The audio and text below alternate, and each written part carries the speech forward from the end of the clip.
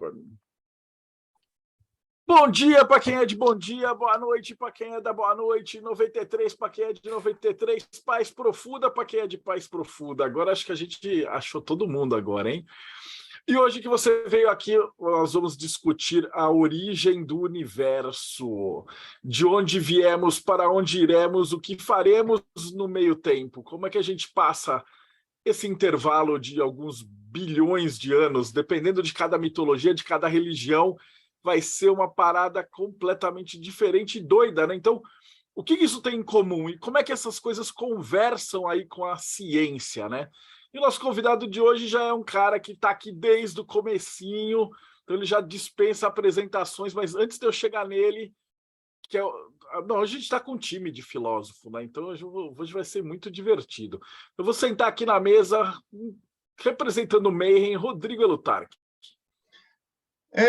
Estou começando a ficar nervoso com o assunto, porque é um assunto que eu li há 25 anos atrás. Vamos ver se eu lembro alguma coisa. E dos reinos enoquianos, Ulisses Massad. Galera, hoje senta que lá vem a história, porque se a gente for contar a história do mundo, tem tempo aí para a gente falar, hein? E diretamente do Japão, Robson Belli. Vai valer tudo mesmo? Essa é a grande pergunta. Porque se for para valer tudo, bom dia para todo mundo, ohayou gozaimasu, como de costume, konbanwa se você estiver no Brasil e konnichiwa se estiver vendo à tarde isso no YouTube em outro horário. E diretamente do Pedra de Afiar, Paulo Jacobira. Fala, galera, tudo bem? Uma coisa que a gente tem certeza é que a criação do universo deixou muita gente desagradada por ter de trabalhar agora. Então, hoje a gente vai tentar entender o porquê que o universo foi criado, como ele foi criado e por que a gente está aqui hoje. E o que tinha antes de universo? Porque se o universo foi criado, tinha alguma coisa antes, né? Para tentar responder todas essas questões, a gente vai chamar o cara que já está aqui desde o começo, né? Irmão gêmeo bonzinho do Teoria da Conspiração, dos Textos para Reflexão, Rafa Reis. Salve, brother! Alô, pessoal, obrigado aí pelo convite. Na verdade, não foi bem um convite, só queria deixar claro que, na verdade, eu que propus esse tema e é para o pessoal todo aqui debater, não sou eu que vou responder tudo, porque também não sou especialista em todos os mitos de criação que existem e tudo mais, mas eu vim aqui para falar de um ponto de vista cósmico e é o Ref mais científico que vai estar aqui agora falando sobre algumas teorias do início do universo, né? E eu queria só deixar claro que eu não sou cientista, mas eu já li algumas coisas. Já li o Cosmos do Sagan, eu já li os 3 primeiros minutos do universo, eu já li a Dança do Universo, do Gleiser, que é brasileiro, e eu já li isso aqui também, que é muito bom, Tecido do Cosmos, do Baranghini. Então, eu realmente curto divulgação científica, eu já leio há mais de 20 anos de divulgação científica, e tem uma coisa interessante, né, que tem muito espiritualista, assim, ocultista, que acha que não tem muito que se meter no ramo científico, porque os cientistas, geralmente, eles tratam a gente muito mal, né? Eles falam, pô, esses caras são tudo maluco, aí não vamos dar bola para eles. E a gente acha que a gente tem que tratar a ciência da mesma forma. E não é assim, na verdade, porque o ocultista, ele estuda de tudo. Então, se o cientista cético, de negação, né, que não aceita essas coisas, ele tem questões com a gente, tem questões com a astrologia, tem questões com outras coisas, o problema é dele, a gente não precisa ter essas mesmas questões com a ciência, porque a ciência, o que a gente consegue observar do cosmos, do início do universo, essa luz que chega para a gente, essa luz de bilhões e bilhões de anos que está chegando até hoje, que a gente está captando, ela diz sobre a gente estar vivendo aqui, é a nossa realidade. Lógico que tem coisas que a gente não consegue ainda captar, né? Nem com os instrumentos mais avançados. Então, tem muita coisa no universo, 96% do universo é coisa desconhecida, que é matéria e energia escura, que basicamente quer dizer matéria que a gente não sabe de onde veio e energia que a gente não sabe de onde veio nem o que é exatamente. Esse aqui é dark matter, na verdade, o dark, o escuro é disso, que não se sabe. Mas o que a gente sabe, os 4, 5% que a gente conhece, já explica bastante coisa, né? E eu acho que é importante a gente também se atentar para essas coisas, né? E como eu estava dizendo aqui, as escalas do universo são um negócio tão absurdo, cara. Outro dia eu assisti um documentário com um cientista que ele falava assim, vou fazer para mostrar para vocês como é que é uma escala do universo para a gente ter uma noção, né? E aí ele começava a escala assim, imagina que o Sol seja do tamanho de um grão de areia. Ele colocou o Sol com 1 milímetro de diâmetro, né? Tipo um grão de areia assim na sua mãozinha.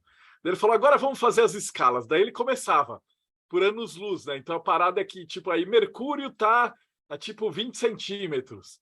Aí a Terra é um pozinho que é quase invisível, que tá a 30 centímetros. Tararara. E aí ele chegava lá no minuto-luz, que era Plutão e tal, e Júpiter, que também não dava para ver na escala dele, que eram pedaços de pozinho que tava meio 1 metro de distância. Daí ele fala, pá, beleza, então aqui a gente tem uma noção de escala, né? Se a gente imaginar esses pozinhos que circulando numa bolinha de 1 milímetro a 1 metro de distância. Então isso é uma escala do sistema solar numa escala real, assim, né? Numa escala palpável, né? Que a gente não encontra isso nos mapas. E aí ele falou, beleza, então aonde está Alfa Centauro, que é a estrela mais perto, que está a 4 anos-luz nessa escala do Sol, sendo um pozinho de areia, um grão de areia. Ele falou, está a 8 quilômetros de distância.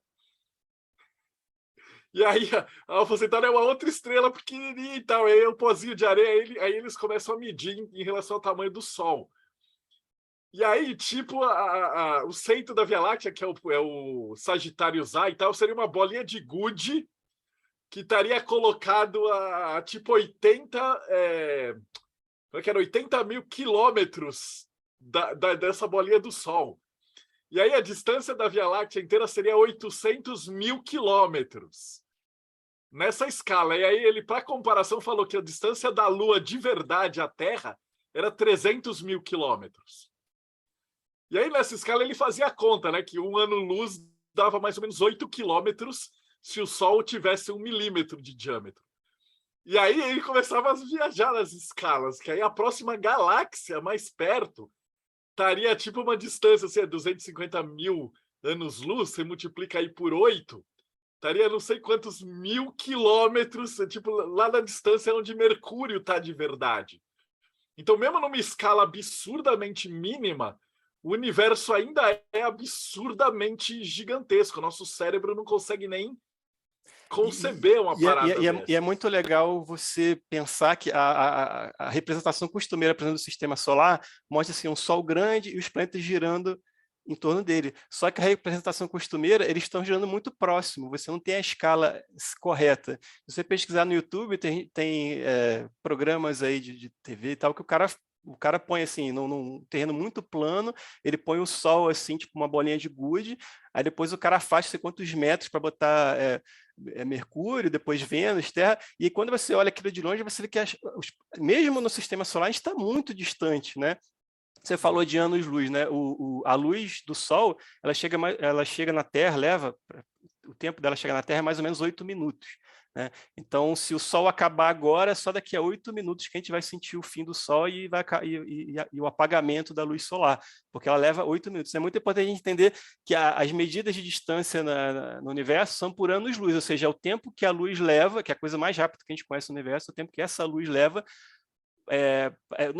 a distância, né, que essa luz atravessa em 1 ano. Então, é a coisa mais rápida que a gente conhece no universo, a distância que ela consegue atravessar em 1 ano. Então, e isso que são os anos-luz. Então, você fala de uma estrela 4 anos-luz, a gente não chega nem perto da velocidade da luz. E mesmo que a gente chegasse... não tem nem ideia do que é essa distância, cara. Eu gostei desse documentário porque o cara fala, cara, o Sol tem o tamanho de um grão de areia, cara. Um grão de areia você entende. E aí fala, onde é que está o próximo grão de areia? Está a 8 quilômetros de distância. E aí, porra, tem um grão de areia aqui e um outro grão de areia lá na Praça da Sé, mano. E isso é o universo, e essa é a estrela mais perto que tem. Então, o cérebro humano não tem noção dessas maluquices. E você aí a gente vai tem lembrar um telescópio que está olhando esse grão de areia lá na puta que pariu e trazendo uma informação, cara. E aí você fala, para que você vai estudar magia, cara? A ciência é muito mais legal. As primeiras fotos do James Webb, né, que vocês devem ter acompanhado recentemente, não sei quando esse vídeo vai estar no YouTube, mas foi recentemente o James Webb, ele finalmente foi a maior obra de engenharia da história da humanidade, custou 10 bilhões de dólares e tal, e está lá no espaço, a certa distância da Terra, e está pegando a luz infravermelha, né? É um espectro da luz que a gente não consegue ver com os olhos. E aí, as primeiras fotos, a NASA fala que é como se você pegasse um grão de areia, botasse assim aqui, afastado do seu olho, e mirasse na noite. O que ele tirou a foto foi desse grão de areia. E ali tem coisas de bilhões de anos atrás, né? Quase, ele chega a 200 milhões de anos do Big Bang, parece, uma coisa assim, que o universo tem mais ou menos 13,7 bilhões de anos, uma coisa assim. Mas aí, exatamente, vamos começar por aí, né? Eu tinha falado aqui que eu ia começar com uma pergunta aparentemente muito simples, mas que intrigou cientistas e filósofos por séculos. A partir mais ou menos do século XVI, assim, quando começaram a inquietar com isso, porque eles começaram a partir de Galileu, tá? Quando eles começaram a perceber que tem muita estrela na noite, e que aquela história da física aristotélica, de que era uma cúpula, e depois da cúpula, depois da Lua, você tinha lá as estrelas e tal, e era uma coisa fixa, e que entre as estrelas tinha um espaço vazio, por isso que era tudo escuro. Mas aí, depois que eles descobriram que tinha muita estrela mesmo antes de descobrirem outras galáxias, né? Porque, na verdade, a gente só descobriu que existe, só visualizou outras galáxias há menos de um século atrás. Mas a gente só na Via Láctea já tinha uma cacetada de estrela. E aí, a noite é escura. Aí a pergunta que inquietou muita gente durante muito tempo é: por que diabos a noite é escura? Vocês já pararam para pensar sobre isso? Na verdade, o dia é escuro, né? O céu é escuro, né? É uma ilusão causada por fragmentos da luz que reflete quando bate, né? O universo é escuro. Exatamente, a nossa atmosfera que faz... O pôr do sol na Terra cai para o vermelho, e em Marte é o contrário, cai para o azul, né? Porque é de acordo com a atmosfera. Se você estivesse em Marte vendo o pôr do sol, como tem fotos aí, mostra também, é mais para o azul, porque de acordo com a composição química da atmosfera, você vê essas cores, mas na verdade você está ainda vendo o dia, porque tem o sol ali, porque tem a atmosfera refletindo tudo, e aquela luz está sendo refletida, e você vê as coisas com essa luz. Quando o sol está do outro lado da Terra, você está de noite, e você vê o resto assim, do universo e tal. Só que, assim, durante muito tempo, se pensou que o universo era infinito e eterno. Ou seja, ele não tem início no tempo, e ele não tem borda, ele não tem fim. Isso significa o quê? Que são estrelas infinitas. Se são estrelas infinitas no universo infinito, e ele é eterno, e elas tiveram a eternidade para jogar a sua luz adiante, como é que essa luz de tantas estrelas não abarrotou o céu de luz? Né? Como é que a gente não é ofuscado por essa luz? Como é que tem essa escuridão? Isso que aparentemente não é uma pergunta simples, mas que levou séculos para ser respondida. Entendeu? É bem interessante. E, na verdade, ela só foi respondida, ela só conseguiu ser respondida com, basicamente, a teoria do Big Bang e tudo mais, que diz que, basicamente, que a gente começou numa singularidade, no ponto inicial lá, que não é exatamente um ponto, mas é o início de tudo. Né? Tem até acho que o Terence McKenna que fala: dê-me um milagre espontâneo que a gente explica todo o resto, né? Basicamente tirando sarro da ciência como um todo, porque na verdade a gente não sabe exatamente como surgiu o Big Bang, né? Mas a partir dos primeiros minutos, dos primeiros segundos, na verdade, tem aquele livro que eu mostrei aqui, né? A gente tem teorias físicas para os 3 primeiros minutos do universo, mas como começou exatamente, a ciência não consegue responder, né, com a ciência, pelo menos a ciência material, e também a gente não tem comprovação de nada. Assim, a própria teoria do Big Bang é uma teoria, mas ela é baseada em comprovações de observações, e talvez a maior comprovação de todas é exatamente essa, que a noite é escura. A noite é escura porque o universo está se expandindo. Então tem luz que não conseguiu chegar, e tem luz que nunca vai chegar, porque no início do universo ele se expandiu tão rapidamente que criou horizontes cósmicos também. Quer dizer, mesmo que você saia da Terra na velocidade da luz e viaje, você tem lugares do universo que você não vai chegar nunca, porque ele já se expandiu, entendeu? Ele não dá mais tempo de chegar, e quando você está chegando, ele continua se expandindo, e por isso que essa luz não chega, por isso que a noite é escura, porque a gente está crescendo e tudo está se afastando, né? E essa já é uma baita de uma comprovação, né? Pô, a noite é escura, né? Fala aí, Paulo. Pegar um gancho que você deu, falando sobre singularidade, para nortear um pouco o nosso público. Do ponto de vista científico, principalmente do ponto de vista físico e astronômico, a singularidade é uma coisa que não pode ser prevista. Então, você coloca no modelo matemático, você não sabe o que vai sair dali, isso é uma singularidade. E a singularidade, a gente vai encontrar uma série de singularidades, como, por exemplo, a existência dos buracos negros são singularidades, porque você não consegue prever o que existe ali dentro de fato, né? Você não consegue prever como o tempo passa, por sinal, ali dentro. E é interessante que quando a gente começa a pegar essa questão, e já trazendo um pouco mais, ainda falando do ponto de vista científico, mas trazendo um pouco mais do ocultismo, que é a nossa praça, quando você pega a ideia do Big Bang, que existia uma singularidade, ou seja, é um ponto onde não existe o tempo, ou melhor, o tempo não passa, então, de fato, ele é eterno, nós temos essa manifestação, a gente tem essa construção do tempo que a gente percebe, mas nós temos dentro do universo uma série de singularidades, como os buracos negros, e, inclusive, nós somos uma singularidade. Por que nós somos uma singularidade? Porque dentro de nós, do ponto de vista temporal, nós não temos um tempo a priori dentro de nós, né? O próprio Piaget, estudando o desenvolvimento educacional das crianças, ele constatou que nós não temos um tempo a priori dentro de nós.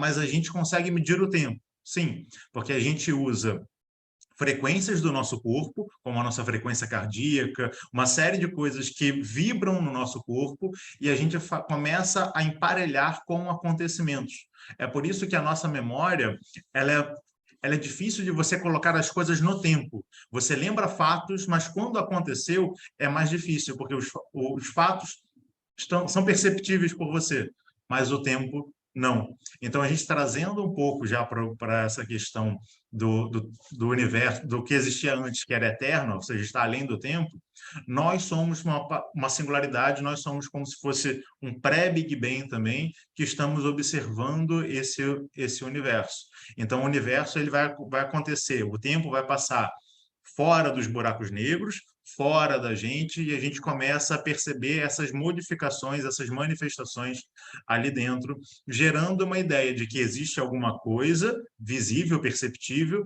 e que existe uma espécie de um vazio. É um gancho que o Rafa queria trazer também, que pode estar fora dessa questão observável, embora nessa questão observável também exista um vazio, né?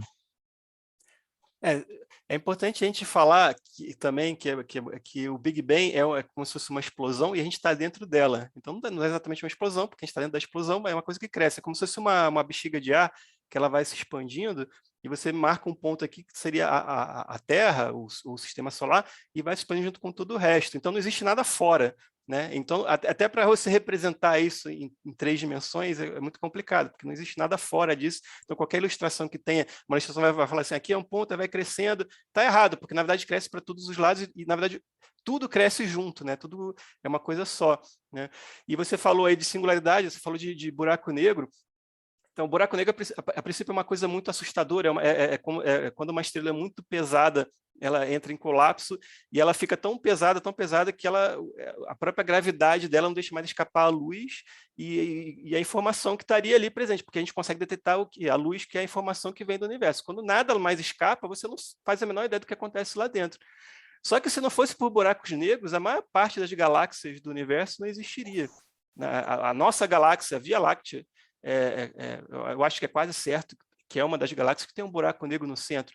Então, assim como o Sol, né, e qualquer estrela é responsável pela fabricação de elementos pesados que formam o que compõe o nosso corpo, né? A gente é literalmente poeira de estrelas, a gente não existiria sem esses elementos pesados que são fundidos no núcleo dos sóis das estrelas. Os próprios buracos negros, que são estrelas mortas e que criaram um centro, uma singularidade ali, elas conseguem fazer galáxias gravitarem em torno deles. Eles conseguem fazer galáxias gravitarem em torno dele. Então, por mais que você possa morrer entrando no buraco negro, ser destruído e tal, se não fosse por eles, você também não existiria, porque você está girando em torno deles.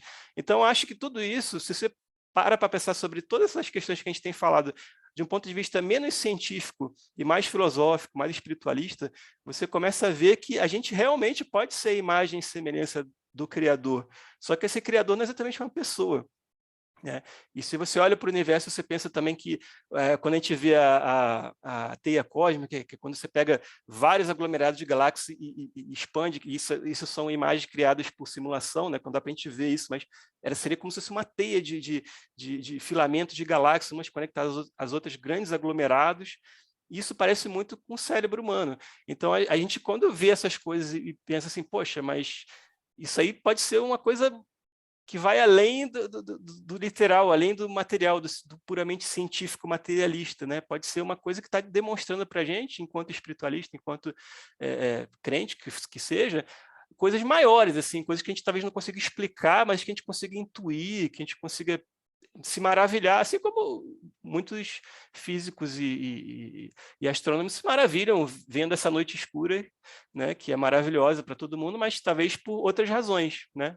Mas é isso. Que a escala é surreal, cara, porque quando você para pensar da gravidade, eu perdi toda a esperança nessas coisas quando eu peguei essa escala, cara, porque você tem um pozinho de 1 milímetro, Sagitários A é o nome do buraco negro que está no centro da Via Láctea, que a gente roda, ele está a 25 mil anos-luz da Terra.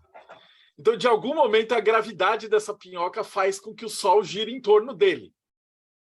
E é o equivalente de você ter uma bolinha de gude que está exercendo uma força gravitacional num pó de areia, num grão de areia que está localizado a 205 mil quilômetros em escala. E aí esse grão de areia a 205 mil quilômetros de distância, ele gira em sincronia com essas forças. E aí se a gente for levar em conta a matéria escura, que faz com que as galáxias se movimentem como se elas estivessem grudadas umas das outras, a gente está falando aí nessa escala de escalas astronômicas, né, cara, com coisas muito minúsculas, né? É uma força muito surreal. Deixa eu interromper vocês aqui. Uma coisa que vocês não estão levando em consideração é que a gente está vendo o passado. A estrela que está mais próxima, ela está há 4 anos, ela esteve há 4 anos ali. Hoje ela já não está mais. E essa foto do James Webb, que é um grão de areia ali, que era um pedaço de nada, que eles fotografaram com infravermelho, tem assim galáxias, tem borrões assim, que quando eu estava vendo a cientista explicar, o Marcel está falando sobre força gravitacional.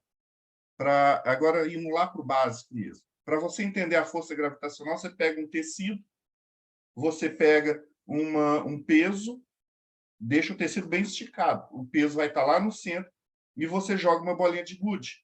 A bolinha de gude vai fazer uma parábola, que é como os planetas giram em torno do Sol. E essa força gravitacional dessas galáxias, elas conseguem deformar o espaço, que a galáxia que está atrás do ponto de visada, ela aparece nas bordas. E eles descobriram que era uma galáxia, assim, que esses borrões que apareciam na borda de uma galáxia, em cima e embaixo, era uma outra galáxia que estava atrás dessa galáxia, porque a frequência do espectrômetro deles lá, na hora de medir, era igual. Isso há bilhões de anos atrás. Se a gente for pensar hoje, onde estão essas estrelas, não sei. Isso você falou aí que a gravidade ela causa como você falou, como se fosse um pano que você joga uma coisa pesada e causa uma interferência ali, né? Isso aí também faz com que a luz se desvie até chegar a gente, né? Mais ou menos você estava explicando. Por isso que a gente entende que tem esses grandes aglomerados gravitacionais e tal que afetam a luz e tal. Outra coisa que eu ia falar aqui rapidamente também é que como a gente tem aqui na Árvore da Vida, a gente tem expansão e retração, né? Tem Yin e Yang também do taoísmo. Isso tem a ver com matéria e energia escura, né? A matéria escura é o que precisou ser adicionado na equação, né, do modelo padrão aí do Big Bang para explicar por que certas galáxias estão ainda juntas umas das outras, certos aglomerados existem, ou seja, coisas que aglomeram, né, que retraem. Enquanto a energia escura explica por que o universo inteiro está se expandindo, são coisas que expandem. Agora, tem aglomerados de galáxias, são filamentos da teia cósmica, onde essa gravidade, essa matéria escura vence essa expansão, mas como um todo, a coisa é tão grande, né, tão fora de escala, assim, né, a gente não diz que é infinito, mas é como se fosse, mas é uma coisa que ainda assim está se expandindo, por mais que tenha todos esses filamentos se aproximando, quer dizer, a nossa galáxia se aproxima de outra que está próxima, mas ao mesmo tempo todo o cosmos está se expandindo, né? E a gente não sabe até onde isso vai, né? Tem várias teorias, mas é uma coisa assim, realmente muito difícil de você colocar na cabeça, assim, de você imaginar. Eu acho que a gente consegue, por essas aproximações, né? Por essas teorias assim também de árvore da vida, por exemplo, de expansão, retração e tal, você consegue ter uma ideia de como as leis funcionam, né? Mais ou menos, assim, coisas que fazem mais sentido, assim, tentar entender o todo, o panorama geral. Mas você realmente colocar na cabeça as distâncias, as coisas, realmente é muito complicado. Ulisses? Deixa eu jogar uma questão mais filosófica em cima disso. Então, se no centro da galáxia nós temos um buraco negro, e para ter a vida, a gente depende disso daí, e a gente depende de uma estrela, então a vida, ela depende da luz e da escuridão? Pois é, né? É uma coisa que é profundamente simbólica mesmo, você pensar sobre isso, né? Porque o buraco negro não é exatamente escuridão, né? Na verdade, é escuridão porque a luz não escapa, na verdade, né? Mas a gente não sabe exatamente o que tem lá dentro. Inclusive, tem teorias que falam que o próprio universo é um buraco negro, a gente está dentro de um buraco negro. Então, aí poderia ser um multiverso né, que quando você entra no buraco negro, você está indo para um outro universo. Aí seria uma coisa mais sem fim ainda. Mas, na verdade, a gente está tão próximo do infinito aqui que tanto faz, né? Se são zilhões de universos ou só esse universo. Só não dá para você entrar naquela história das teorias da quântica, que quando você toma uma decisão, quer dizer que cria um outro universo com a sua decisão, então qualquer decisão é válida, que isso aí também é uma coisa meio furada. Mas assim, você pensar que realmente pode ser uma coisa ainda maior do que você imagina, acho que não vejo problema. E você falando de estrelas e escuridão, é exatamente isso, né? Porque a mesma coisa que cria uma estrela, ou que faz uma estrela morrer e criar um buraco negro, que são eventos cataclísmicos, catastróficos, que tem galáxias se chocando com as outras e gerando destruição inimaginável, ainda mais se a gente pensar que existe vida por aí, mas é dessa destruição, desses grandes cataclismas assim, cósmicos, que surgiu a gente, né? E a gente está numa posição ultra privilegiada, que já é uma outra história, mas assim, basicamente se não tivesse Júpiter, se não tivesse a Lua e vários outros pequenos ajustes, a gente não estaria aqui para contar a história, porque o universo é, em geral, um lugar muito hostil à vida, como a gente conhece, pelo menos, né? Paulo. Já trazendo um pouco mais de filosofia, já que eu abordando também a questão que o Ulisses trouxe de sombra e luz, né? Uma teoria que eu tenho, né, que aí obviamente eu não tenho como comprovar porque não tem como a gente medir isso, mas do ponto de vista filosófico e ocultista, quando por exemplo, eu abordei a criação do universo nesse livro aqui e trabalho melhor na continuação dele, né, eu tenho uma questão que varia um pouco diferente do que alguns filósofos abordam, porque eu sigo muito a ideia de Parmênides, né, que o universo, o ser é, né, e aí a gente vai trabalhar isso em outros sentidos. Para mim, o universo ele é estático no sentido e ele cresce, ele se manifesta por contração. Então ele sai da periferia e ele vai se contraindo até um determinado ponto dentro dele, e esse ponto é em qualquer lugar dele, porque como ele é infinito, qualquer ponto é o centro do universo, e você tem a formação daquilo que numa dualidade nós podemos chamar de substância. E nós, como seres conscientes, nós estamos num caminho inverso, que é a mesma trilha, só que é o mesmo módulo, é só o sentido que é diferente. Enquanto nós temos o processo de criação daquilo que é substância, ou seja, aquilo que dá forma para dentro, nós temos a consciência indo para fora. Então, nós vamos ter sempre, na verdade, a percepção de que o universo está crescendo, porque a nossa consciência vai se expandindo dentro desse universo, mas, na verdade, o processo de formação do universo ele é por contração, por redução em si. Não sei se eu consegui me fazer claro, sem alguns livros para colocar de prévia para todo mundo, mas só para trazer um pouquinho para o debate também. Eu gosto muito do que descambou até Spinoza, né? Que tem aqui a Ética de Spinoza, é o vermelhinho que está aqui. Que ele fala basicamente que uma substância não pode gerar a si mesma. Então, isso que você falou de Parmênides, eu também concordo plenamente, porque isso vem da pura lógica, né? Que a gente estava comentando aqui antes, que para mim, acho que para você também, espero, a única certeza que se tem na filosofia é que existe algo e não nada. Né? Porque eu poderia até duvidar da minha própria consciência do que está acontecendo aqui agora. Poderia achar que tudo é uma ilusão, ou eu poderia achar o contrário, que na verdade eu que estou determinando tudo que está acontecendo aqui agora, que você só existe porque eu estou pensando em você agora, e que eu sou o centro de tudo. A dúvida do Descartes, né? Na verdade, Descartes ele não fala só penso, logo existe. Ele fala penso, sinto, né? Tenho experiências, logo existe. Não é só o pensamento, mas tudo bem. É que muita gente entendeu um pouco errado, que não é só o racional que ele está falando de tudo. Que a gente sente as coisas também, a gente existe por causa disso também. Mas, assim, mesmo que seja tudo uma ilusão, ou mesmo que eu esteja determinando tudo, mesmo que não exista livre-arbítrio, não exista nada, que tudo pode ser duvidado, tudo pode ser questionado, mas existe algo e não nada. E essa substância é o que se opõe ao nada. Né? Então, acho que aí já saindo da parte científica, a gente já ficou bastante tempo na parte científica, a gente não é um canal de ciência, então vamos chegar, então, por exemplo, no Caibalion. Né?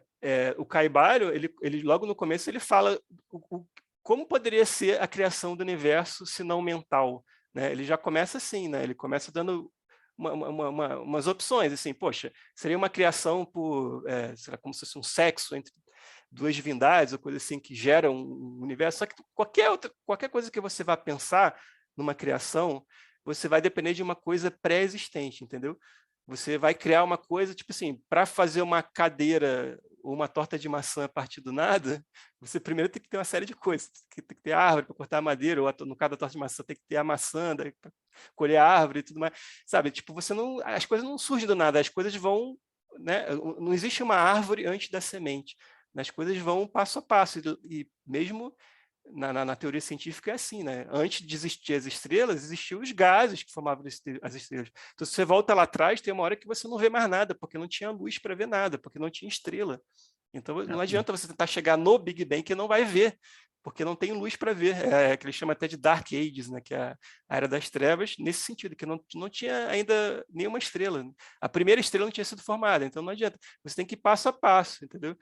E aí você chega no momento que, assim, alguma coisa existiu, sempre existiu. E no caso, o Spinoza ele fala, uma substância não pode se gerar a si mesma, essa substância é o que há até hoje. Né? A gente é uma subdivisão dessa substância. E você pega várias teorias espiritualistas, desde do taoísmo, desde a Cabala, e tudo mais, aquela história do Eliphas Levi também, que é do uno vem o 2, né? E depois o 3 e tudo mais. Tudo vem dessa lógica, né? Que não tem como haver o nada, assim, né? Eu não sei se alguém aqui acredita que o nada algum dia existiu, ou existe, ou vai existir, mas, assim, filosoficamente, pelo menos pela pura lógica, não tem como você imaginar isso, porque a gente não está falando do nada, que é um espaço vazio, como uma caixa à espera de ser preenchido, ou não é o nada de um vazio, assim, de abstração de pensamentos, de você não pensar em nada, uma coisa assim. Não, é o nada mesmo, nada que não existe nenhuma informação, entendeu? Que não... Posso fazer uma pergunta do Ricardo, só para você continuar com a sua linha de raciocínio? Pode. Ele está perguntando aqui, mas na percepção de vocês, o que teria antes do Big Bang? O nada, o pensamento, o demiurgo? Então, aí pela lógica que eu estou trazendo aqui, o nada não poderia ser, certo? Porque assim, você pode falar assim, poxa, mas não existe tempo. Aliás, os cientistas... Mas, Rafa, você pode fazer um corte epistemológico para estabelecer que esse nada, na verdade, é uma percepção que a gente tem do ponto de vista material. Né? Porque, por exemplo, o nada é como se pensar no vácuo. Né? A gente tem um vácuo parcial, que é aquilo que é a caixinha onde tira todo o ar, e nós temos a ideia do vácuo quântico, que é aquilo que é utilizado como vácuo na ciência, que ali ainda existe alguma coisa. né? Mesmo a energia negativa, a energia escura, ela é uma energia negativa, ela tem um padrão negativo. Então a gente não consegue perceber, mas ali ainda existe alguma coisa, mesmo que não seja a luz, como o Ulisses comentou lá atrás. Entraria na ideia da escuridão, porque é algo que ela vibra num determinado ponto, mas tão baixo, numa frequência se é tão alta, né, num comprimento de onda tão grande, que a gente não consegue ter acesso àquilo de fato, pelo menos não com os nossos sentidos. A gente precisa utilizar coisas que não são os nossos sentidos para alcançar isso. Esse vácuo assim absoluto, mesmo que ele existisse, que ele não, assim, já tentaram achar alguma coisa assim, mas sempre tem uma flutuação quântica, tem o próprio campo de Higgs, por exemplo, que é de onde vem a massa das coisas. O próprio espaço-tempo não é o nada também, o tecido do espaço-tempo é um tecido, né? Então, não existe esse vácuo, não existe uma coisa sem nada, assim, isso não acontece. Mas mesmo que existisse uma coisa absolutamente vazia, assim, destituída de qualquer tipo de informação, mesmo que fosse uma coisa assim, se ela um dia viesse a ser preenchida, ela também ela seria um espaço à espera de ser preenchido, também não seria nada. Entendeu? Nesse sentido que a gente fala. E os próprios físicos, assim, eles evitam falar do que havia antes do Big Bang, por quê? Porque antes do Big Bang, você não tinha nem tempo e nem espaço, mas precisamente não tinha tempo. Então, matematicamente falando, você chega na singularidade que tende aos infinitos, tende às coisas, e aí as coisas deixam de fazer sentido matemático, e as teorias não fazem mais sentido. Então o cara fala assim, pô, mas não, assim, pela ciência que a gente estuda aqui, não faz sentido a gente falar o que tinha antes do Big Bang. Agora, tem várias teorias, né? Tem até a teoria de um brasileiro que casa muito, acho que é da Unicamp, o cara, casa muito com a ideia lá do hinduísmo, que você estava falando que era de contração e expansão, quer dizer, o universo ele expande, depois ele contrai, depois expande de novo. Aí tem teorias que a gente está dentro de um buraco negro, tem teorias que é uma simulação computacional, na verdade, que é a teoria da Matrix, né, do filme mesmo, poderia ser todo o universo uma simulação. Mas a teoria da Matrix não faz sentido, porque se a gente está numa simulação, tem um computador lá fora, e aí vai ter o universo lá fora, e esse universo tem que ter algum fim. Exatamente. Que é o paradoxo da flecha de Ulisses, né? Exatamente. Isso é muito importante que você falou, Marcelo, porque você pode até ficar imaginando, criando coisas dentro de coisas, mas no final das contas, a questão do nada permanece, a questão da substância também permanece. A substância de Parmênides, de Spinoza, de Plotino, do corpus hermético, e tudo esse pessoal todo estava falando, basicamente, quando eles falam de criação, e até o Heráclito mesmo, se pegar o Heráclito que fala que você nunca passa pelo mesmo rio duas vezes, que fala, não, está tudo impermanente, o que Buda falava, é impermanente, mas é impermanência dentro da substância. Quer dizer, a gente está dentro, já existe um espaço-tempo, já existe alguma coisa, e dentro desse espaço-tempo as coisas não ficam fixas, elas estão sempre em movimento. Aliás, a gente mesmo aqui, assim, parado, mesmo que você fique em meditação parado, você está num planeta que está girando em torno de um Sol, que está girando em torno de uma galáxia, que está no aglomerado de galáxias, girando em torno de um super aglomerado de galáxias, e o universo inteiro está expandindo também. Então você nunca vai estar parado de qualquer forma, entendeu? Então as coisas estão sempre no fluxo, sempre é um rio. Só que é tudo dentro da substância, entendeu? Então talvez a única coisa que exista é a substância. É a diferenciação dos dois sistemas do Parmênides, né? O Parmênides tem o primeiro sistema, que é a verdade, e ele fala, o ser é. E aí e depois ele descreve o segundo sistema, que é aquilo que é a doxa, né, a nossa opinião, que ele fala que é aquilo que nós podemos chegar a ser, né? E aí, aproveitando dentro disso, a Thalia, ela fez aqui uma divagação, mas é interessante trazer para o debate, que ela comenta aqui, quer encontrar nada, mas nada pode ser encontrado, quer sentir nada, mas nada pode ser sentido, quer entender nada, mas nada pode ser entendido. Qual o sentido capaz de fazer-nos entender a existência? Seria a existência o sentido do entendimento? O Joseph Campbell que falava, né, que você não deve buscar um sentido para a existência. Você deve follow your bliss, né? Siga a sua verdadeira vontade, siga a sua alegria, siga a sua experiência de estar vivo. Se ficar buscando sentido, às vezes você perde a experiência, que é o grande barato do negócio. Robson. Raf, você fala da questão da não existência do nada. Só que a não existência do nada contradiz a ideia de que nós podemos sempre analisar a escuridão porque conhecemos a luz. E aí, se não existe o nada, como poderia existir as coisas que existem de fato? Como ficaria isso para você? Então, por isso que eu acredito que quando o Caibalion, tudo bem que a gente sabe que o Caibalion é uma coisa moderna, né? Essa princípio hermético, pelo menos, é moderno, que fala que todos os paradoxos podem ser reconciliados. Eu acho que essa é a reconciliação de todos os paradoxos. Você sabe que existe luz porque existe escuridão, você sabe que existe, sei lá, tempestade porque tem hora que o céu está mais tranquilo, você sabe que existe mar revolto porque hora o mar está tranquilo, então você consegue diferenciar as coisas, né? Claro do escuro, essas coisas todas. Mas nesse aspecto específico, por isso que a gente fala que a única certeza da filosofia é você não tem muita opção, né? Porque assim, se nada existisse, né, como nada nunca pode deixar de ser nada, nem no tempo poderia existir alguma coisa, porque se em algum momento, mesmo que o universo piscasse assim, como as flutuações quânticas, agora tem o universo, agora não tem, agora tem o universo, agora não tem, sabe, em algum lugar e tal, nada disso continua sendo nada, entendeu? Né? Mesmo que o universo existisse durante alguns bilhões de anos, depois ele parasse de existir num espaço que pudesse voltar a existir. Isso também não seria o nada, porque o nada não existe nada sempre. A gente não consegue, na verdade, nem imaginar o que é isso, porque isso não tem como ser imaginado. É a grande reconciliação dos paradoxos, né? Porque nesse ponto é como se se falasse assim. Por isso que Deus não tem um adversário à altura, né? Porque não existe nada fora do espaço-tempo, não existe um anti-espaço-tempo, né? Mesmo quando a gente fala de matéria e antimatéria, se aniquila e continua existindo alguma coisa depois.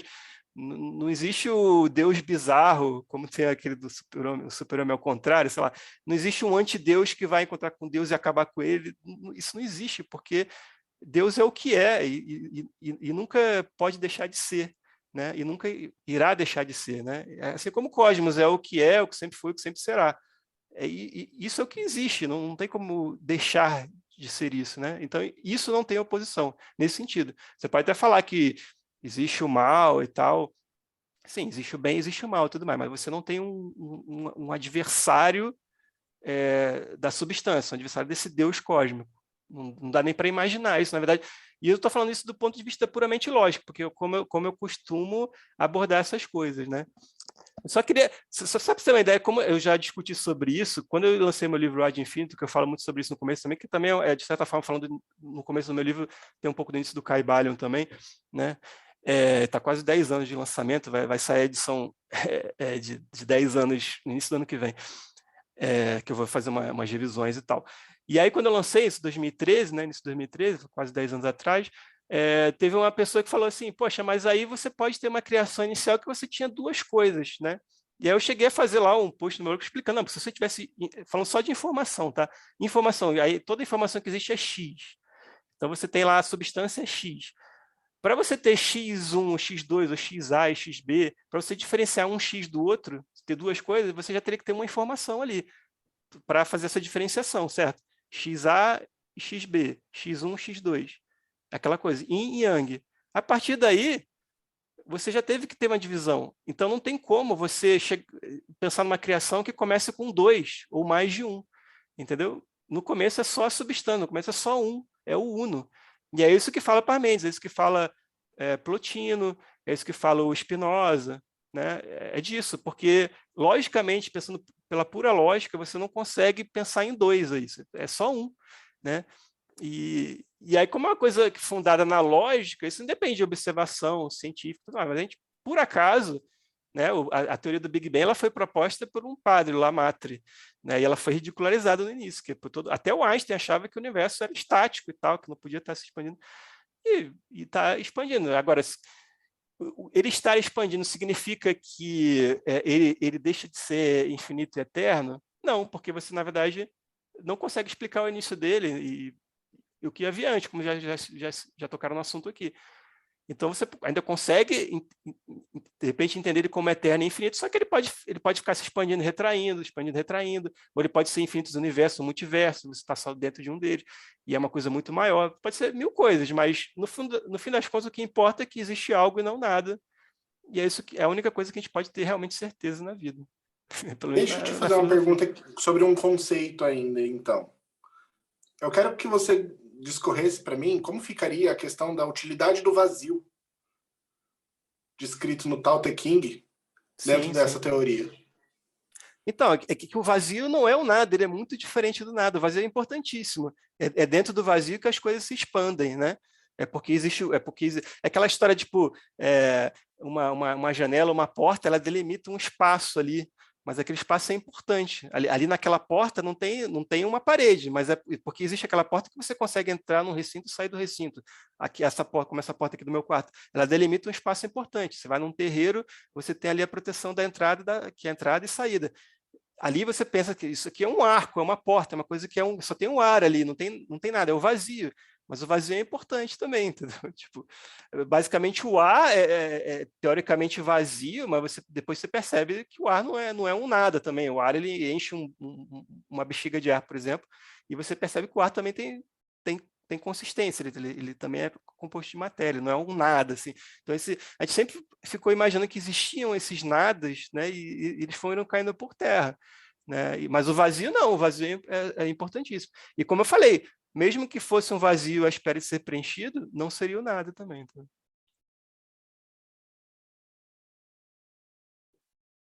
Deixa eu colocar o ponto que eu ia falar. Lá atrás, você tinha comentado sobre aquela questão de ter um Deus e ter um Deus, que nem você fez aquela comparação com Super Amigos, lá que tem aquele mundo, como é que é o nome daquele mundo? Me fugiu, um mundo bizarro, não era? Que tinha o mundo bizarro, que tinha um super-homem do mundo, é uma história dessa, que era um mundo ao contrário, né? Isso, que era coisa assim. Isso, exatamente. Então você colocou que, por exemplo, se existe um Deus, não tem como ter um outro Deus fora desse mundo, porque ele está dentro de tudo, né? E aí eu fiquei pensando aqui numa visão que eu acho que veio, eu não lembro se era de Paulo, bíblica, né? Que Cristo era Deus, né? Então, como é que imaginar que alguém que esteve aqui caminhando num corpo humano fosse capaz de controlar todos esses mundos, né? Como é que isso fica na religião? Porque na época, tudo bem que as pessoas não tinham a visão do tamanho que é o universo, do que é o universo. Mas e hoje em dia, será que isso ainda tem na cabeça das pessoas que acreditam nessa linha filosófica? Nessa linha religiosa, na verdade? Eu acho que não só o caso de Cristo, mas acho que você não tem como corporificar, antropomorfizar esse Deus, né? Eu acho que você pensar assim num Deus de uma forma humana, né? Você tem que reduzir muito o escopo, né? Tem até no Bhagavad Gita, que é do século I, mais ou menos, coisa assim, é um grande resumo ali do Mahabharata, é o maior livro que eu li na vida. Tem um capítulo que fala sobre o Krishna Arjuna, né? Chega para Krishna, que seria o avatar divino, e o Arjuna é tipo o caminhante espiritual. E ele pergunta se ele devia se aproximar do Brahman, desse Deus, né? Desse Deus cósmico, pensando nele, isso, né? Lá atrás, pensando nele como o seu aspecto cósmico ou aspecto pessoal, né? O aspecto, né, de um ser pessoal. E o Krishna fala que é muito mais fácil você ter conexão com essa divindade através do aspecto pessoal, mas que também tem esse caminho cósmico. Só que o caminho cósmico aí você tem que abrir sua cabeça para coisas muito maiores, né? E talvez seja mais complicado e tal. E ele não fala se é mais recompensador ou menos recompensador, ele só fala que é um caminho certamente mais difícil. Eu pessoalmente, eu acho que você pensar em Jesus como Deus não é exatamente aumentar Jesus, é reduzir a Deus, né? Porque Jesus já é muito grande, você não precisa transcender ele para o universo inteiro. Ele, justamente pelo seu aspecto humano, pelo menos na minha visão, eu acho que ele é até maior por ter sido um ser humano, né? E não um Deus. Assim, eu acho que, assim como vários outros grandes sábios que passaram pela humanidade, Buda também, esses outros, eles são ainda maiores, talvez, porque eles realmente eram humanos, eles estavam aqui como ser humano, né? E também, lógico, que no próprio cristianismo você exalta muito esse aspecto humano de Cristo, tal, né, que ele padeceu lá na cruz e tudo mais. Mas eu acho que ele não sendo assim um super-herói, né, uma coisa assim, um avatar divino, torna ele até maior. Então, acho que quando você, na minha opinião, pelo menos, quando você encara Jesus Cristo como um ser humano, você aumenta Jesus Cristo. E quando você encara ele como Deus, você diminui Deus. Entendeu? Mas faz algum Perfeito. sentido se você está falando de mitologias que tem criações e tal, aqui da Terra e tal. A hora que você passa para essa escala cósmica, que você está falando do James Webb, que tem a coisa, eu acho que talvez quem chega mais próximo disso daí é o Lovecraft, porque as teorias de criação de dilúvio, criação de universo, tartaruga cósmica, blá, blá. A hora que você começa a descobrir tamanho de estrela, tamanho de buraco negro, galáxia e papapá, absolutamente nenhuma dessas mitologias passa a fazer mais sentido diante da ciência. Obviamente, o cientista vai atropelar a mitologia. Você fala assim, se não é uma coisa simbólica para explicar a alma humana dentro da esfera da Terra, né, de Malkuth, não faz sentido você virar e falar, Deus Brahma teve a respiração e bababá.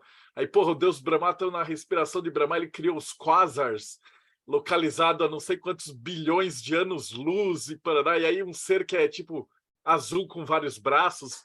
Parece um negócio tão minúsculo diante de uma parada que é tão absurdamente gigantesca que eu acho que faz mais sentido, por exemplo, você pegar aquele alien do final do filme do Man in Black, que ele tá jogando bolinha de gude com o universo, assim, que é a maior criatura já criada por qualquer ser de ficção científica. Que faria mais sentido um universo desses. Para você ter um cara que tem uma escala humana, criar um bagulho que está numa escala que o nosso cérebro nem consegue compreender, eu acho que perde um pouco da essência de por uma divindade. É só importante, só um instante, Rodrigo, só importante a gente também ter em mente de que você nunca pode estar fora e nem longe de Deus, né? Então essa substância é tudo. Então é uma coisa tão assim avassaladoramente fora da compreensão de que ele também está em você. Ele está mais perto de você do que o seu próprio olho, porque tudo é formado por ele. Né? Mas ele não vai ter sentido, porque, por exemplo, nessa escala é a mesma coisa que eu, como Deus, eu estou olhando para uma célula na ponta do meu dedo, que seria um sistema solar de um universo.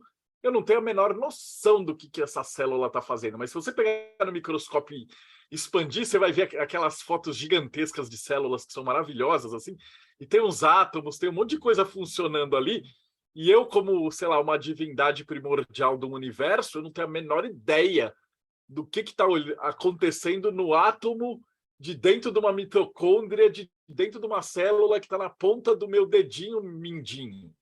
Eu tenho teorias que falam que Deus criou um universo desse tamanho, ele está pouco se lixando para a gente. Eu acho que tem teorias que falam que um Deus assim consciente e tal seria mais ou menos isso. Seria como a gente não está pouco lixando para as células, sei lá, as bactérias do nosso estômago, por exemplo. Elas estão lá, mas a gente não está, a gente está aqui existindo e elas estão lá e você não está nem ligando. Ou tem uma formiguinha andando por ali, às vezes você pisa sem querer. Quer dizer, talvez Deus pudesse ser isso. E também tem outras teorias que falam que Deus ele se diminui propositadamente para poder ter a experiência da existência, que cada pessoa, cada consciência, mesmo animal e tal, é uma forma dele estar observando a si mesmo e tal, né?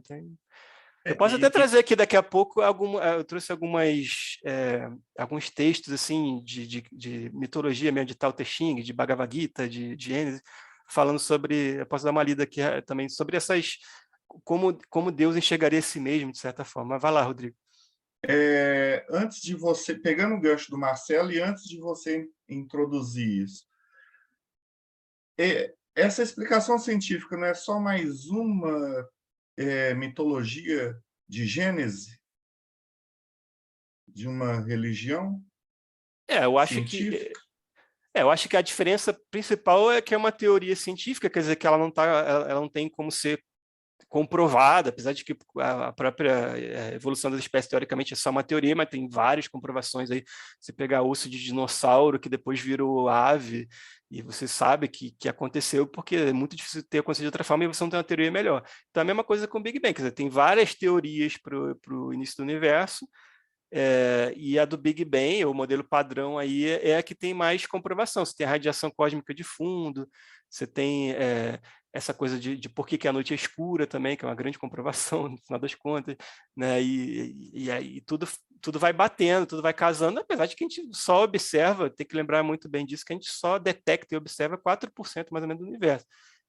Agora a gente está começando a conseguir ver onda gravitacional, que a gente só via luz, né? Só via eletromagnetismo, luz. Uma Agora a gente crença mais plausível seria Sim. essa teoria da...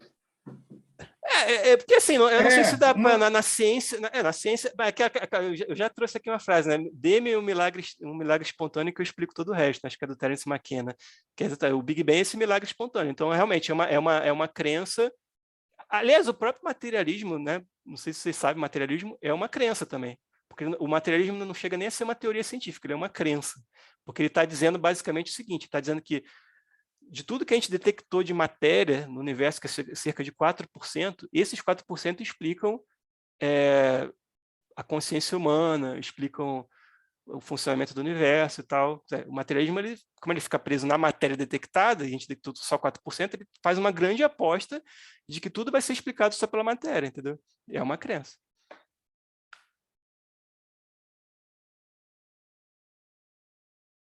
Eu queria também, acho que vocês, eu queria falar muito uma coisa também para trazer aqui o Robson e o Ulisses.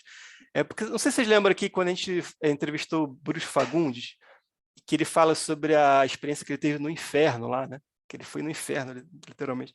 Literalmente não, mas ele foi no inferno. E tem lá o livro dele.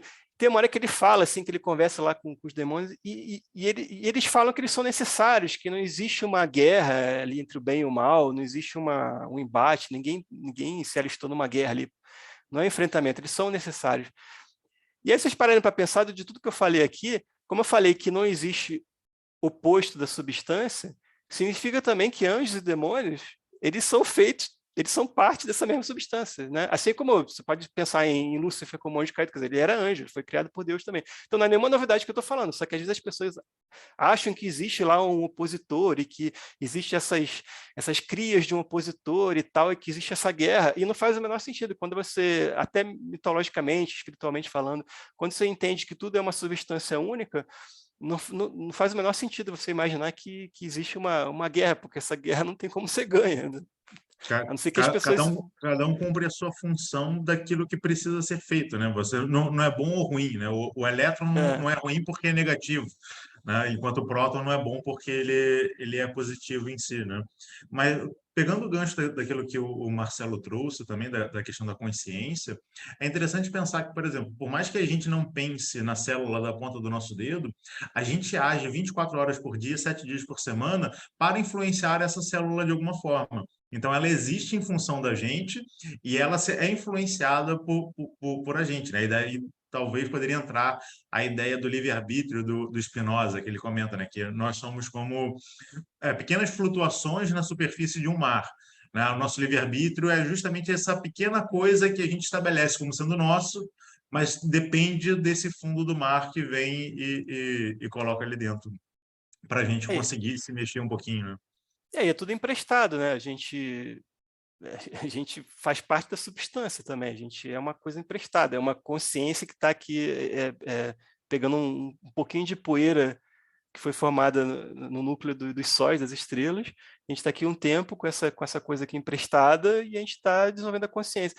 Por isso que eu acho assim, que a única coisa que você tem que se preocupar mesmo são com suas potencialidades, que eu chamo no meu livro de potencialidade, que é a potencialidade de amar, a potencialidade, sei lá, de abstração matemática, de raciocínio lógico, de potencialidade de tentar compreender melhor a própria criação e tal, porque o resto não faz muito sentido desenvolver, né? Porque não permanece.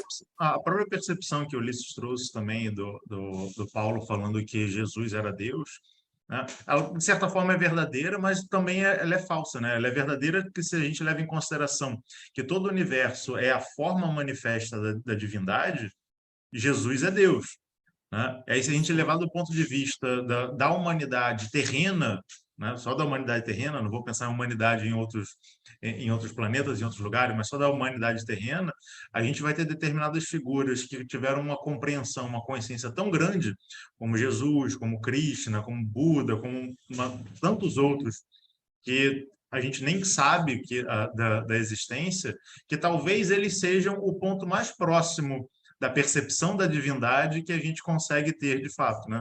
Ele acaba sendo como a frase lá de Jesus: eu sou o caminho, a verdade e a vida. Ou seja, ele não é o fim do caminho, ele é o caminho. Ele é um ponto no qual a gente ainda precisa passar para poder chegar até essa verdade e essa vida plena em si. E ele também diz, juntando dois trechos da Bíblia, né, do Novo Testamento, pelo menos, ele diz: sois deuses. Isso é uma coisa que também se falava no judaísmo antigo também, não é nenhuma novidade, mas ele fala uma coisa muito importante e que eu costumo dizer que passou, de alguma forma, entre os censores lá do Constantino, né, que os caras que escolheram quais seriam os evangelhos oficiais e tal, e eram escribas, que o Constantino não era escriba, então eles meio que decidiram lá, mais ou menos, e com a supervisão do Constantino, digamos assim, o imperador romano lá na época. Porque ele fala assim, sois deuses, aí juntando, e dia virá que farão tudo aquilo que eu tenho feito e ainda muito mais. Então, só essa frase aí você já aumenta muito Jesus, porque justamente por ele não ser Deus, ele já aprendeu a fazer muita coisa e ele quer que você faça também. Ele quer que um dia você faça tudo aquilo que ele fez e ainda mais. Ele quer que você seja até maior do que ele, como um ser humano iluminado. Esse né? é o paradoxo que eu uso para irritar evangélico. Falo que eu quero ser um cara tão legal que eu vou ser melhor que Jesus. E aí o cara fica horrorizado. Daí eu falo assim, porra, se Jesus existisse e eu falasse que eu quero ser melhor que ele ia achar o mó legal de ter um cara melhor que ele no planeta. Ou você acha que Jesus ia ser uma filha da puta que ia virar e falar assim, não, eu que tenho que ser o melhor do planeta. O Deodébio não pode ser melhor que eu. Não faz sentido um Jesus mestre, que não quer... Deodébio? Não faz sentido um Jesus que não queira que todo mundo seja melhor que ele. Ele falou isso, tá na Bíblia. Eu vim levar vocês para a luz, mas debaixo de mim, né? Ninguém pode chegar mais na luz do que eu. Ele falou, dia virá que farão tudo aquilo que eu tenho feito, só que ele não falou só isso, ele falou, e ainda muito mais. Para pensar sobre isso, né? Que a gente idolatra, assim, poxa, é um Deus e tal. Então você vai ser mais do que Deus, então. Né? Porque ele mesmo quer que você faça isso. Ele quer que isso que é a reconexão, né? Isso que é o caminho espiritual. E como ele falou, eu sou o caminho, né? O Paulo falou, eu sou o caminho, a verdade e a vida, mas eu sou o caminho. Então é um caminho longo, né? Mas né? Não adianta você achar que vai chegar lá de uma vida só, pelo menos, né? Também é uma coisa que eu acho que meio que comprova a reencarnação, porque você parar para pensar que você vai biblicamente, pelo menos, né, que você vai falar que você vai ser um dia ainda mais do que Jesus só com essa vida aqui, é meio difícil, né? Tá difícil. Ô, Rafa, dá uma lida, então, nos negócios. A gente já está chegando quase no fim do tempo. Isso aqui é legal. Tem um texto no meu blog de 2012 que chama O Frescobol Cósmico, que todo mundo acha engraçado esse título, na época achava, né? É porque no Frescobol não há rivalidade, né? É um jogo que não tem vencidos nem vencedores. Você fica jogando a bola ali na praia e o negócio é não deixar a bola cair no chão, então não tem um vencedor, um está sempre auxiliando o outro. Né? E parte disso daí que eu falei, né? Que não existe essa guerra, né, do bem e do mal, né? É um auxiliando o outro porque são parte da mesma criação. Então aqui eu vou ler alguns aqui, eu vou pular uns que são mais complexos. Por exemplo, o Tao Te Ching do Lao Tse. O caminho é vazio e inesgotável. Aí o vazio de novo. Profundo como um abismo. Não sei de quem possa ser filho, pois parece ser anterior ao soberano do céu. E quando a gente entrevistou aí o Wagner Canalonga, eu fiz justamente a pergunta sobre esse que é o quarto, né, o quarto versículo lá do Tao Te Ching. E ele falou sobre as divindades anteriores à criação, é bem interessante. Aí tem o Gênesis. No início, o Senhor criou os céus e a terra. A terra era sem forma e vazia, e a escuridão vagava sobre a face do abismo. Aí tem aqui a canção do mundo dos índios Pima. Isso é só para mostrar como tem muita mitologia próxima, também como Joseph Campbell falava, né? Então, entre os índios Pima, no início havia apenas escuridão por toda parte, escuridão e água, e a escuridão se adensava em certos lugares e depois se dissipava. Adensava e dissipava, né? Mas, de novo, aquela coisa de expansão e contração. E aí, voltando ao Gênesis. E os Elohim, né, que eram mais de um, se moveram sobre a face das águas. E o Senhor disse, faça-se a luz, e a luz se fez. E é interessante porque se era mais de um, né, já tinha tido alguma divisão ali nessa parte. Os Upanishads do hinduísmo. No início, havia apenas o grande Uno refletido na forma de um ser. Ao refletir, não encontrou nada além de si mesmo. Então a sua primeira palavra foi, isto sou eu. O Evangelho de Tomé, dos Apócrifos. Viemos da luz, de onde a luz se originou dela mesma. ela permaneceu e revelou-se a si mesma em sua imagem. E você pode associar isso com a substância de Spinoza, por exemplo. Aqui do Parmênides. Como poderia o ser perecer? Como poderia gerar-se? Pois se era, não é, nem poderia vir a ser. E assim a Gênese se extingue e da destruição não se fala, que é aquela porque que não existe nada, né? Basicamente que está dizendo isso. E aí na Ética de Spinoza ele fala tudo que existe, existe em Deus, e sem Deus nada pode existir nem ser concebido, né? Porque uma substância não pode girar a si mesma. No Cosmos do Carl Sagan, o cosmos é tudo que é, ou foi, ou em algum dia será. Nas Enéidas de Plotino, como é que a matéria, corpo do todo, que está em permanente devir, pode servir à imortalidade do cosmos? Diríamos que é porque ela flui em si mesma e não para fora de si. Permanece a mesma, não cresce nem diminui e não envelhece. Aqui o Plotino está dizendo basicamente aquilo que eu falei, quer dizer, que você tem transformações, né, no cosmos, né, mas continua sendo um cosmos único, uma mesma substância. Aí é isso, deixa eu ver se tem mais...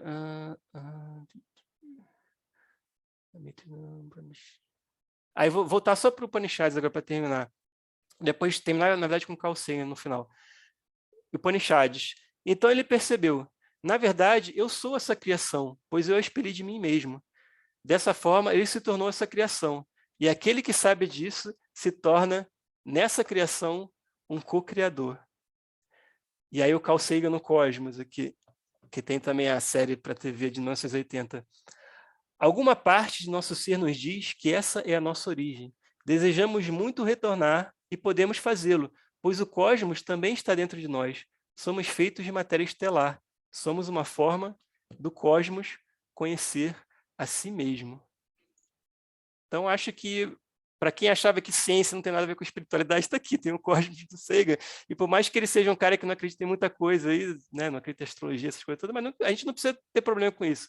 A gente pode ainda apreciar o que ele trouxe de interessante, né? O Rafa fechou com chave de ouro. Que a gente é legal de vez em quando trazer uns assuntos assim diferentões assim para alegrar nosso sábado. Eu vou caminhando para o final. Então, Ulisses Massad, eu vou seguir minhas janelinhas aqui. Cara, o papo muito bom, assunto bem interessante. O Rafa aí conduziu com maestria. Achei que ele, no começo, ele fosse se intimidar, mas, cara, você mandou muito bem, foi muito bacana.